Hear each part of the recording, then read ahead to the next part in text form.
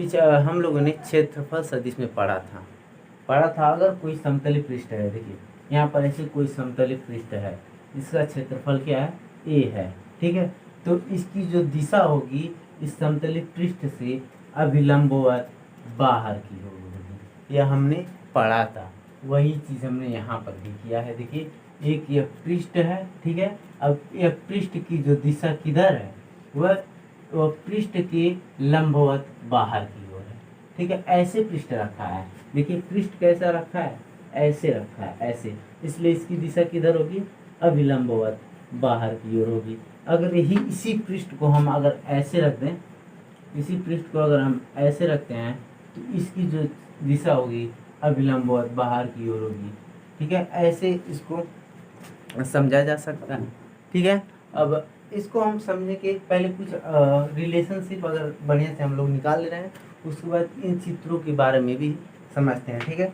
तो हम लोग माना ये क्षेत्रफल वाला पृष्ठ वैद्युत क्षेत्र ई में अभिलंबवत रखा है, तब जो वैद्युत फ्लक्स क्या होगा, तो यहाँ पर हम लिखेंगे, यहाँ पर लिखेंगे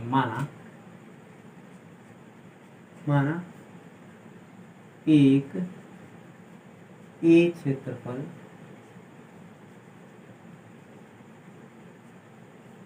वाला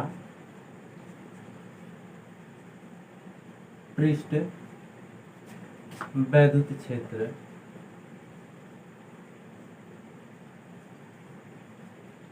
क्षेत्र ई में, ये वैद्युत क्षेत्र है, इसको ई में लिया है, वैद्युत क्षेत्र ये ई है, इसी को कहाँ कैसे रखा गया, अभिलंबवत रखा गया है। तो पृष्ठ वैद्युत क्षेत्र ई में अभिलंबवत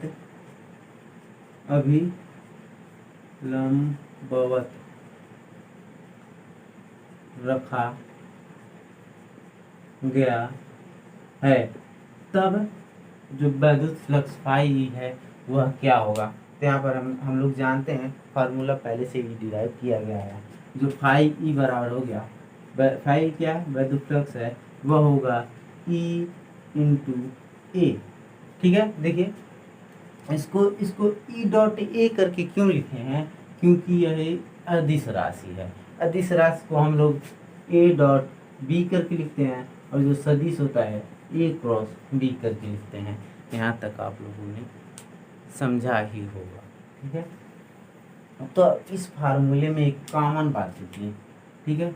इसी फार्मूले के लिए ही हमने दो चित्र बनाया है, यह ए चित्र है और यह बी चित्र है। दोनों में देखिए, यहाँ पर देखिए जो फाई ई है वह ई के भी समानुपाती है और ए के भी समानुपाती है। इसका मतलब यह है जो वैद्युत फ्लक्स है उसका वैल्यू ई और ए के वैल्यू पर भी निर्भर करता है। यदि यहाँ पर आप चित्र में समझिए, यदि जो फाई ई जो है, फाई ई वो डायरेक्टली यानी कि समानुपाती है किसके, ई के, मतलब यदि जितना ही अगर वैद्युत क्षेत्र अधिक होगा तो वैद्युत बल रेखाएं भी अधिक होंगी, अगर वैद्युत बल रेखाएं अधिक होंगी तो वैद्युत फ्लक्स भी अधिक होगा, ठीक है।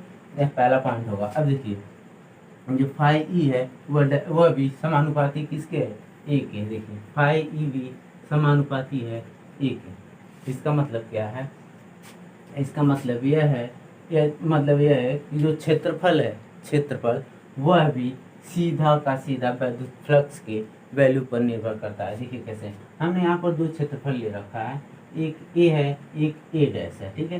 देखिए ए का जो पृष्ठ है, जो क्षेत्रफल है वह बड़ा है, और बी ए डैश का जो क्षेत्रफल है वह छोटा है। तो देखिए ये बड़े वाले क्षेत्रफल से ज़्यादा वैद्युत बल रेखाएं निकल रही हैं, और जबकि छोटे वाले क्षेत्रफल से कम बल रेखाएं निकल रही हैं। इससे क्या अर्थ निकलता है कि जो वैद्युत फ्लक्स है वह क्षेत्रफल पर भी निर्भर करता है। और देखिए हमने वैद्युत क्षेत्र के बारे में बात कर लिया, क्षेत्रफल के बारे में बात कर दिया। अब बात क्या करेंगे, अगर इसी पृष्ठ को हम मोड़ दें तो क्या होगा।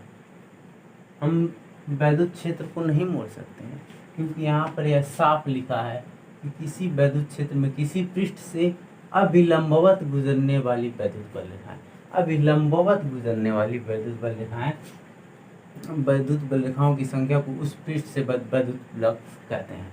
यानी कि हम वैद्युत क्षेत्र की दिशा को नहीं बदल सकते हैं, हम बदल सकते हैं तो केवल जो हमारा पृष्ठ है उसको, उसके एंगल को चेंज कर सकते हैं। ठीक है, अब देखिए जब हम इसके एंगल को चेंज करेंगे तब क्या होगा। ठीक है, यहाँ पर देखिए, यहाँ से ऐसे बहुत सारी वैद्युत बल रेखाएं निकल रही हैं, ऐसे निकल रही हैं वैद्युत। ठीक है, यहाँ पर देखिए, अगर हम इसके जो पृष्ठ के एंगल को अगर मोड़ दें, हम क्या इसको मोड़ कर ऐसे कर दे रहे हैं, पहले क्या, पहले हम इसको अभिलंबवत ही रख रहे हैं, पहले हम लोग इसको अभिलंबवत ही रख रहे हैं। ठीक है, सॉरी थोड़ा सा,